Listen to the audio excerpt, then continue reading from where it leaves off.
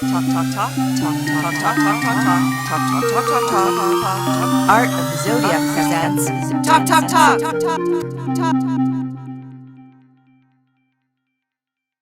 Usually say I'm an artist. That's the most convenient explanation for what I do, because most of what I do falls under the category of art in some form. You know, I'm a multi-disciplinary artist, so yeah, like you mentioned, I'm a painter, visual artist. I'm also a tattoo artist, also a musician, DJ, etc. But artist allows me to get away with a lot, I think. So that's usually what I say.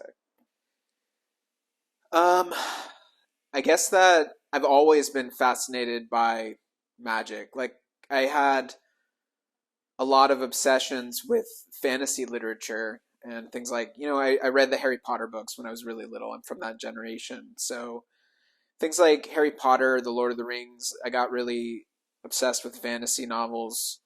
And I was always interested in the kind of wizard archetype characters in those books. And so I think that's where the initial fascination began.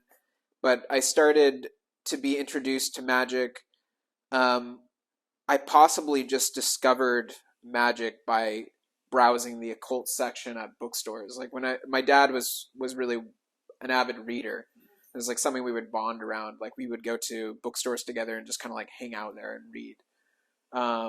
So I would just kind of like wander off into different sections of the stores, and I think that's where I discovered things like Aleister Crowley and whatever, just because it was in the occult books section and I thought it was interesting, you know.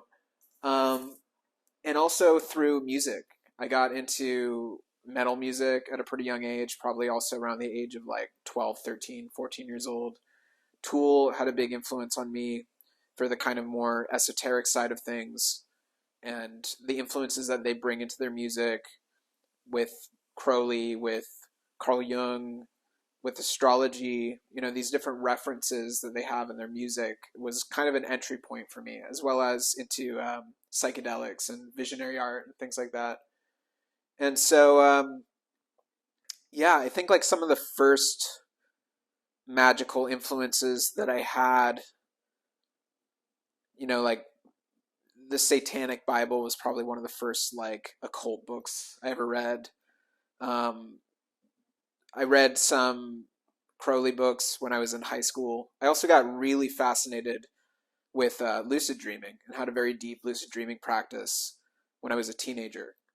So those were some of the early entry points for me into magic, probably, yeah, around the age of like maybe 14 or something like that.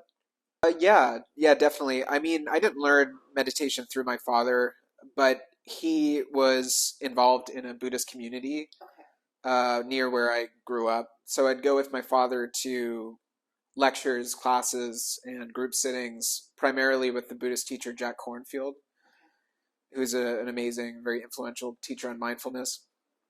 And yeah, I think that actually my first foray into meditation was through like Crowley's books on meditation, stuff like that. But Crowley studied meditation in Sri Lanka, or what was then called Ceylon, which was from a primarily Theravadan Buddhist context anyway. So what I was learning from Jack was very similar to what Crowley taught in his books. I think there's there are certain kinds of contexts around the practice that are quite different, but the actual technique of the practice was pretty much the same. So I was attracted to that because I had been exploring meditation already, and so having the opportunity to explore that, learn that from a really well-established meditation master was really interesting to me. It's fascinating that you were able to just from the onset go to the source, right? Mm-hmm. Like I imagine some people like read Crowley and they have to like figure it out, right? Or like they have that sort of second level of engagement, but you were there sort of learning on the same level he was at the same time, which is, I mean, do you think that that has sort of in some ways informed your entire way of learning? Yeah. I've always tried to go to the source with whatever it is I'm learning and try to find really credible experts and masters of any discipline that I'm interested in exploring. It's interesting. I mean, your father was introducing you to these things, if not by way of like sharing these resources with you. Would be one way of saying it. Was your family supportive of your studies? Yeah. I mean, my mom's kind of more, I guess, agnostic kind of. She had like a kind of traumatic upbringing in a Catholic, setting. So she went to Catholic school. It turned her off from like all forms of religion or spirituality. But my dad kind of grew up in the sort of 60s psychedelic era, like was a child of the 60s and took acid in the 60s and stuff like that. So he's a lot more like curious and open-minded about some of these subjects. I don't think he's really like a full-on magical practitioner in any way or like a mystic really, but he's at least curious about it, And so I can have conversations with him about magic and he finds it interesting. And my family was really like non-religious. I grew up in the Bay Area, like San Francisco, and so they were very liberal and open-minded about stuff. There wasn't ever any like, oh, this is satanic or, it was just like, yeah, cool, whatever he's into is fine. I used to be like super into black metal and had all these like satanic, like really gory black metal posters around my room, and my parents were just kind of like, yeah, whatever, like he's having a phase, But the surprise, the joke's on them. It wasn't a phase. I was going to say, did you grow out of this phase? Still in the phase. Yeah. Yeah, I mean, I was really like in a pretty dark place. I guess around the time that I started discovering magic and spirituality, like I was like quite obese as a child. Like there was just a certain period of my life where I was like more than 100 pounds overweight and, bullied quite heavily for that and just very depressed and kind of ostracized by the community that I was a part of and just sort of an outcast or outsider within my school and things like that. So I was really unhappy. And getting into, I would say, I would really credit like Vipassana meditation and the more like dharmic side of my spiritual inclinations as probably having the most transformative effect. But I kind of see all of that under the umbrella of magic because it's really about letting go of attachment to certain identity constructs that impede people from transforming, right? So like meditation for me allowed me to kind of go to a 0 point consciousness where I wasn't identified with my story. I wasn't in any kind of victim narrative and I wasn't stuck in that situation as that character. And it had a really profound impact on my life. And sort of through magic, I mean, it didn't feel like there was that much willed intention on my part. My body went through a dramatic transformation where I lost 100 pounds. And I had previously tried through force to really fight those circumstances and change myself, like worked with a bunch of different personal trainers, was always going to like nutritionists or different doctors who sometimes told me things that were really depressing, like, basically you're fucked kind of stuff. And yeah, it was really through the spiritual practice that I was able to transform. Why do you think that is? So it's a strange question, but... Well, because I think that our bodies are kind of a reflection of our minds in a lot of ways. Also, I think that disharmony within the body reflects the disquiet of one's soul a lot of the time. There's a kind of psychosomatic relationship to disease and health. And I think that by applying one's consciousness in purity, kind of like a balm over one's body, it can have a profoundly transformative impact. And I've heard of actually it's like I'm not alone in this story. There's a lot of people who have gotten into Vipassana meditation and actually had remissions from serious health issues. There's something about the relationship with our, like the texture or quality of our lived reality, and how that is the source of what then manifests in our lives. So by changing the quality of our consciousness, it seems to have an impact on our external reality and how we experience things. Yeah, sure. I mean, Vipassana meditation now is more popularized as what they call mindfulness. Yeah.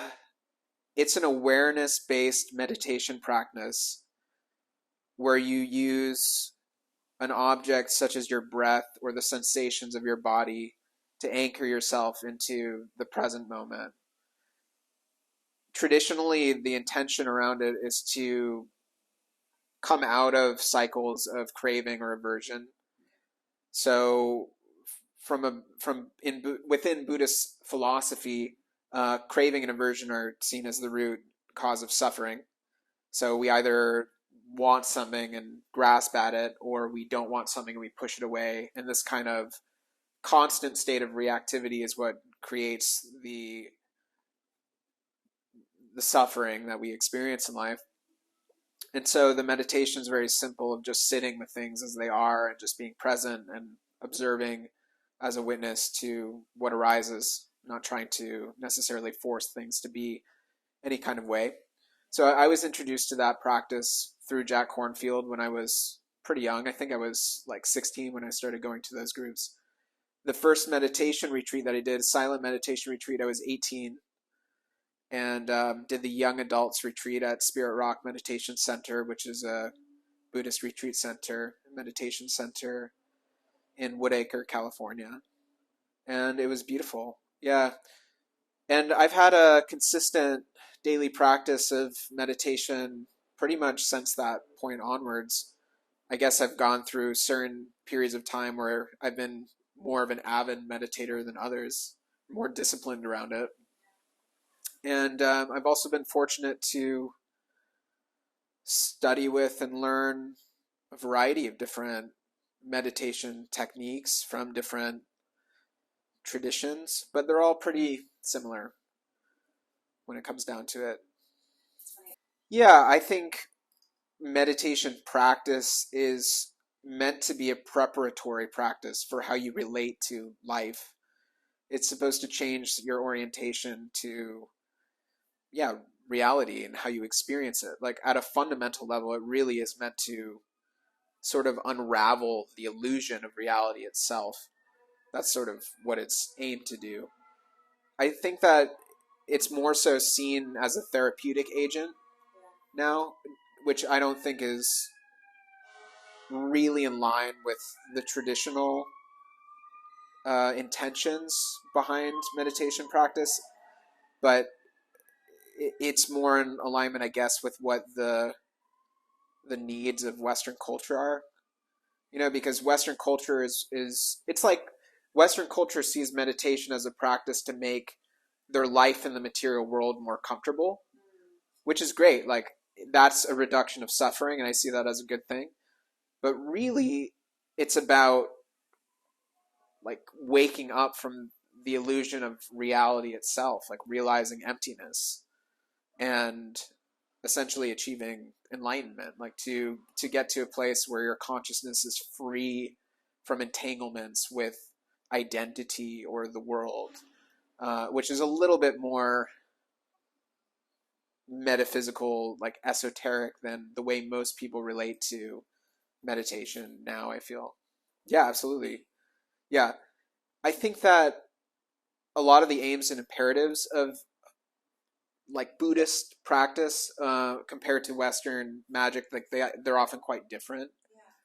However, there are, I guess, some similarities within more initiatory systems of magic, like the Golden Dawn and things like that, which are also aimed at some kind of apotheosis or like realization of divine truth.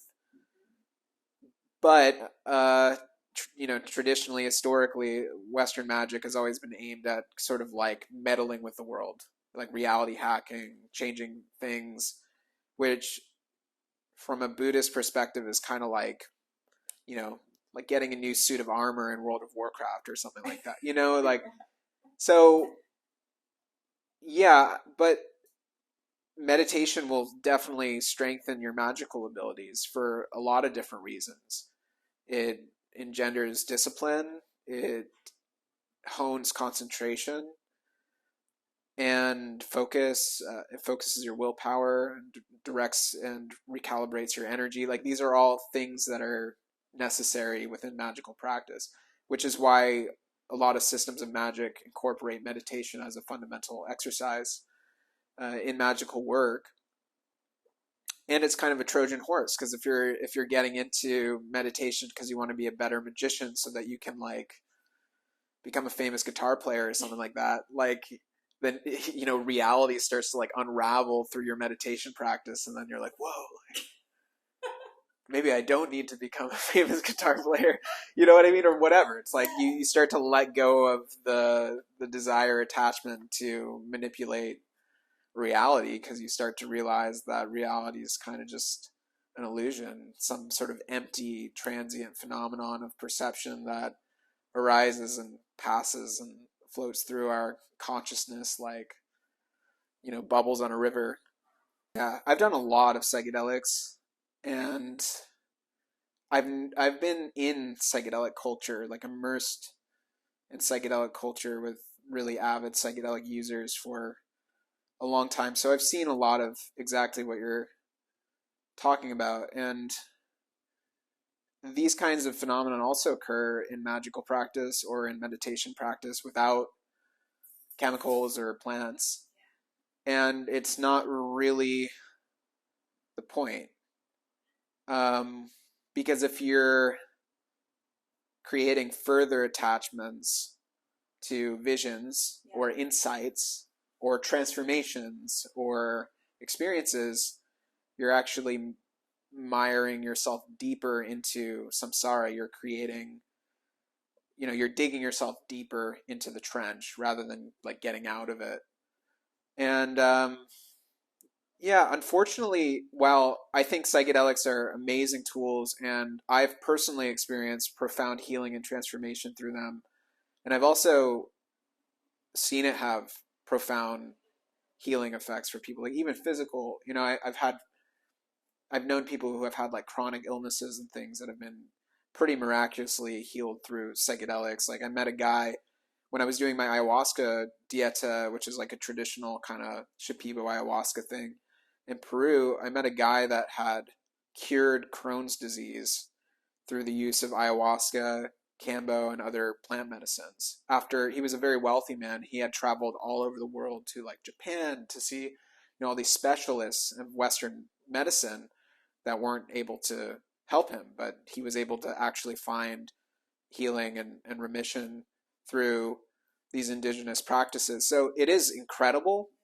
And at the same time, I know a lot of people who just, I haven't seen that much evidence of like real transformation or enlightenment through the use of psychedelics alone. Like people that, like you're saying, like will do ayahuasca like every weekend, but I don't know, they're still kind of a mess, It's like you'd probably benefit more maybe from psychotherapy or something like that, So I think that all of these tools, meditation, psychedelics, therapy, whatever, they all have their place and they're all useful for a certain end, but it's understanding exactly what your aims are in any one of those practices, like what you actually are seeking to get out of them. If you're trying to resolve all your neuroses, psychedelics, like, they can be helpful, but it might also be helpful to have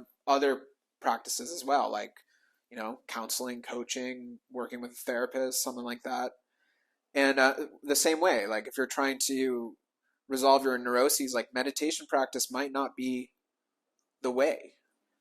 Meditation practice is not meant for that. That's not what it's designed for. That's not the traditional context in which these practices are given. It's for insight. It's for understanding the nature of reality, and that will help one in their orientation towards reality and their sort of spiritual growth. But it's not necessarily going to help them with their, relationship with their mother or something. Like there's other things that are good for that. Well, yeah, I mean, Vipassana meditation is like probably the thing I've done the most and the most consistently, that seems to benefit my life the most. And then also creative practices, like making art, which I also see as a spiritual practice. So engaging creatively, whether that's painting or writing or playing music, that's been like really at the heart of everything I do. And I think that having a creative practice is a spiritual practice, and it also allows us to kind of alchemize our life experiences into something meaningful, which is really valuable. I think that a lot of the suffering that people undergo is through a kind of, because people's experiences are bereft of meaning.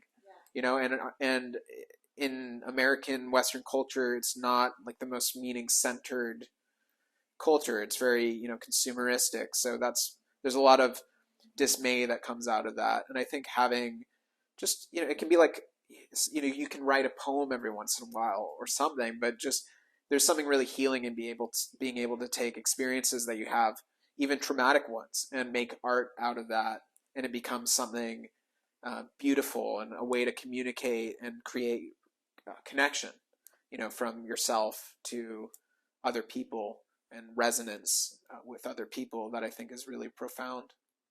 It's interesting, kind of, because your background is this robust.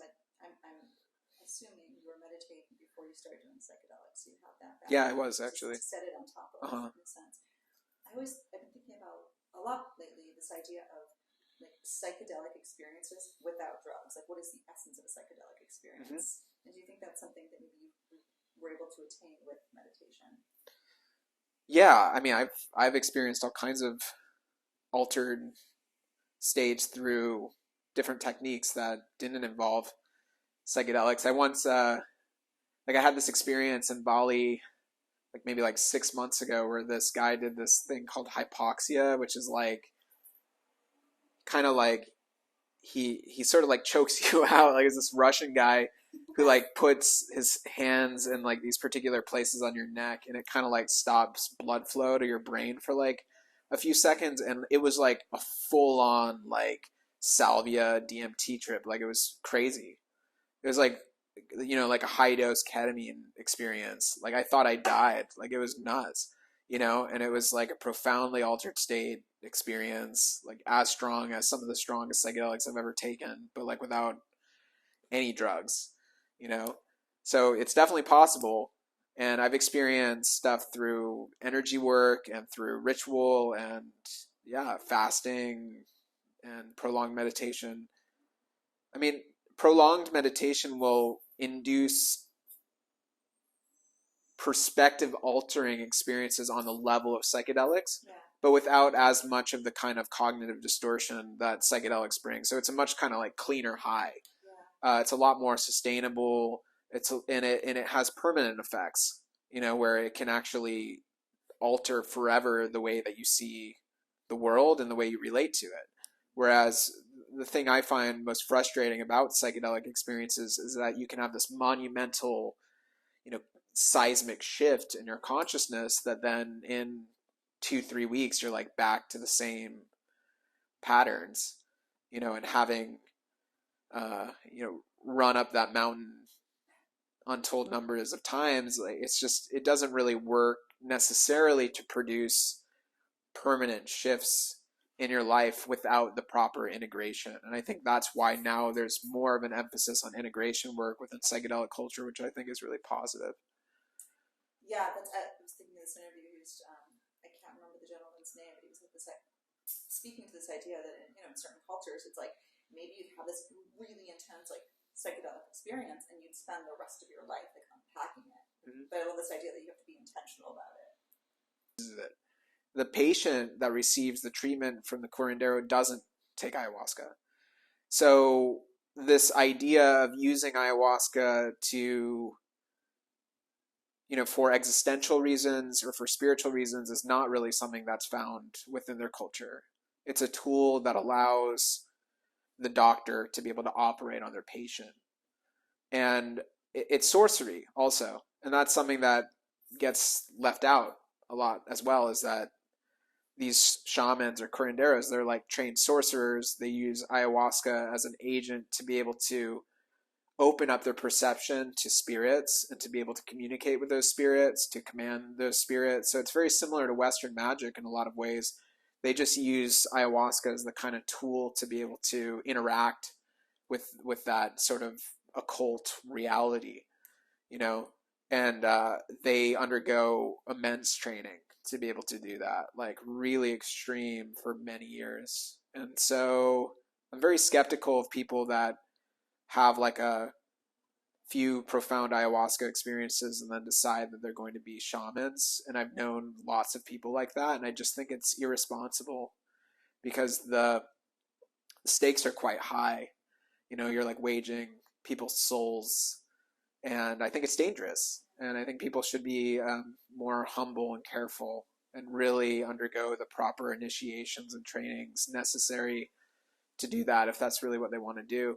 But I think also this kind of, the prevalence of psychedelic therapy and this sort of emergence of a more westernized culture around psychedelics is also like really positive. And I think I think psychedelic therapies, as that becomes more popular, is going to have a really positive impact on the world. Why? Well, because it's profoundly healing for trauma, and it helps. Like psychedelics are like truly divine agents. They're entheogens. They help people to discover the divine within themselves. And most of the issues that people face in Western culture are spiritual issues. Do you fear, like, I want to put this sort of diplomatically, like I think sometimes maybe with psychedelics, and even I think of certain people like talismanic magic, there's almost this Western model where people go, oh, I'll just like go to the ketamine clinic, I'll buy this talisman, good to go. It's almost like that, like sort of westernized like medical model, like imparted into these things.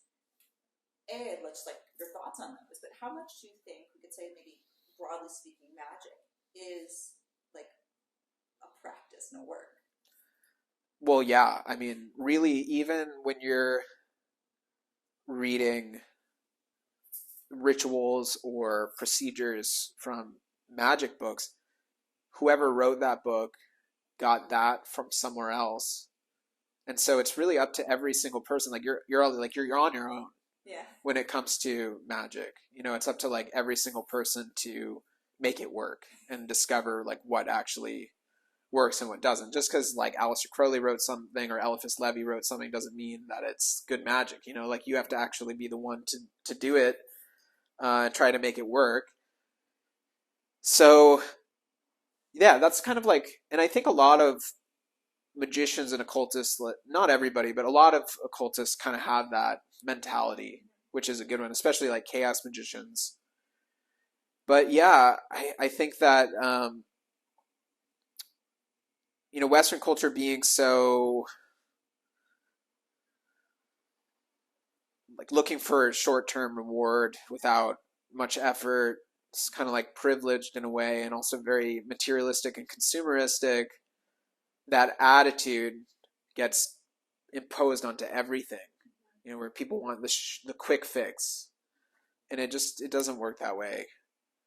And I love Chogyam Trungpa Rinpoche's book, Cutting Through Spiritual Materialism, where he talks a lot about the particular ails that Western culture brings into spiritual practice. And you see it all the time. I live in Bali, which is like one of the most spiritually materialistic places in the world, but people just kind of amass this collection of experiences, and They do and I have too, but they do the Tantra retreat, and they do the Vipassana retreat, and they do the ayahuasca retreat, and they go to the ketamine clinic, and they, whatever. And it's like, at the end of the day, they're just collecting stuff, which isn't, and they're actually adding more ornamentation to their ego. They're making themselves more of a self rather than letting go, which is what most of the practices are really geared towards, which is what actually makes people freer and happier, which is what it's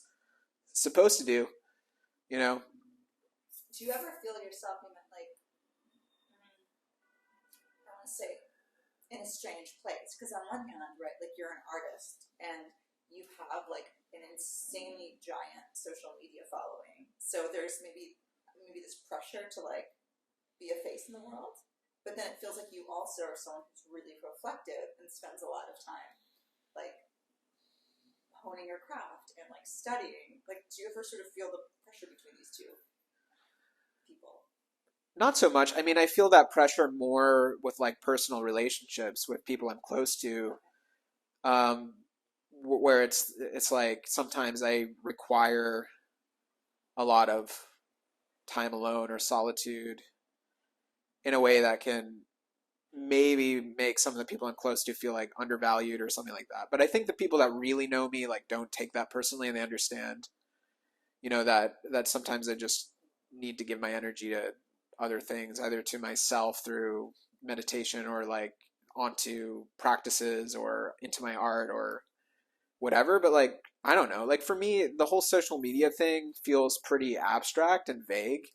It's like just a number at the end of the day, and I don't really feel a lot of pressure from it or around it. I think it's nice that people resonate with what I put out into the world and like what I do, but I also would feel content just not using it for extended periods of time.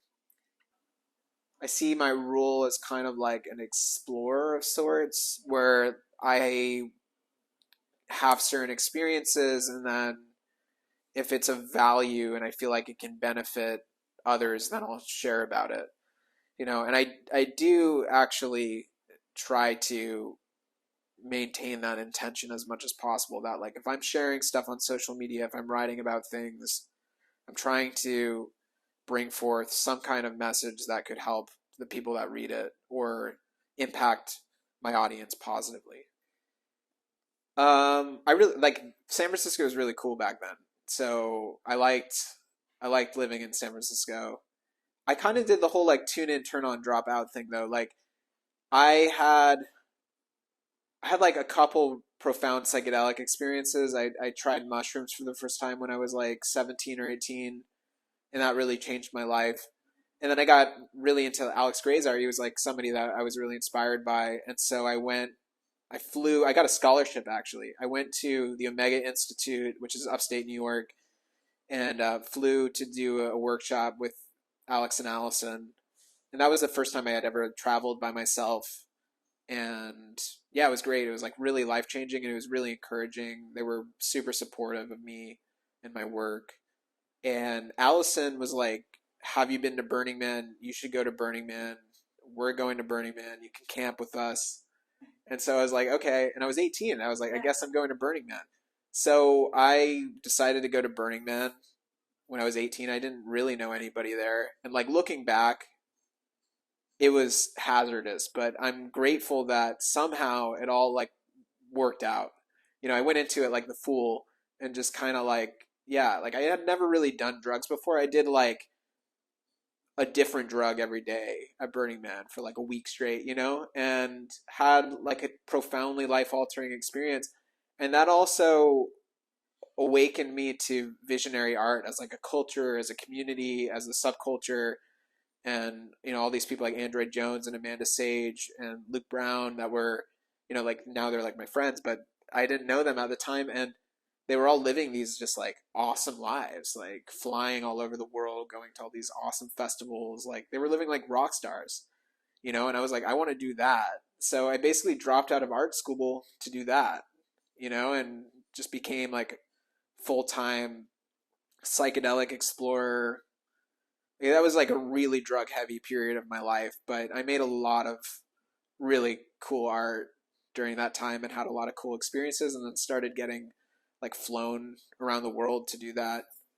Also, it just kind of like magically worked out. I feel like this entire kind of, there's like a cultural narrative that like if you want things to go well, you have to be like really self-sacrificing and do like the really hard, unpleasant thing, and only then will you have like some like measly like reward at the end of it. Like for me, it was the total opposite. And actually, like with a lot of my friends that are like hyper successful, it also like goes like you can really just do like whatever the fuck you want and like be handed life on like a silver platter, you know. So at that period of my life, I kind of felt like I passed the test or something of like following, you know, my heart and being rewarded for it, and it was amazing. Yeah, and I kind of got into psychedelics through spiritual teachers like Ram Dass and Jack Kornfield, and I kind of realized that all of my favorite spiritual teachers, whether it was Ram Dass or Alex Gray or Aldous Huxley or whoever, kind of had their initial awakening through the psychedelic experience. And so I wanted to have it based on the things that Ram Dass was sharing about it and stuff like that. So a lot of people come into spirituality through psychedelics. I kind of like did psychedelics through the context of spiritual practice. What brought you there and what keeps you there? I went to Bali for the first time 7 years ago. I was doing a tour in Australia, and then afterwards had no real reason to return to the United States and decided to go to Bali, and just like loved it. Stay there. I was going to stay there for only 6 weeks and stay there for 6 months and then return back to the States for a while. Part of it came actually through an ayahuasca vision where I kind of had this whole revision of my life and saw that I was probably the happiest and the most wholesome when I lived in Bali. It just seemed like the place that upheld like the healthiest version of myself. And so I kind of had a whole download of how I could live there, and that led to me doing tattoo apprenticeship, and I supported myself for the first couple of years that I was living in Bali through tattooing primarily. And yeah, I mean, I got a job as a tattoo artist, like a gig as a tattoo artist is kind of how I first ended up in Bali. And I was only going to stay for like 6 weeks, had like a romance, like fell in love and decided to stay. That's like, you know, long gone. But in that moment, yeah, like six weeks turned to like 5 years. Yeah, so I'm working on a book about practical magic. The working title, although it may end up with a different title, is Magic and Self-Transformation. It shares a lot of my own personal story as well as theories around magic, and then a lot of just practical exercise of here, do this. And it introduces a lot of, for me, the most useful techniques I've learned in my exploration of magic, some of which is borrowed from ceremonial magic, some of which comes from chaos magic. You know, there's some even new thought ideas in there. Like it basically is just kind of like a smorgasbord that presents all the different ingredients of a magical practice and takes people through a journey to the culminating chapter where people can kind of like create their own rituals using all these different ingredients, which is how I approach magic generally. And it's really deep and comprehensive, and I hope it helps people. And do you know what's coming out? I think there may be adjustments to this, but the initial publication date was aimed at March 2024. So around your birthday. Yeah. Yeah, and it's being published by Llewellyn Publishing. So it should be out, you know, in bookstores and on Amazon and wherever you can get books.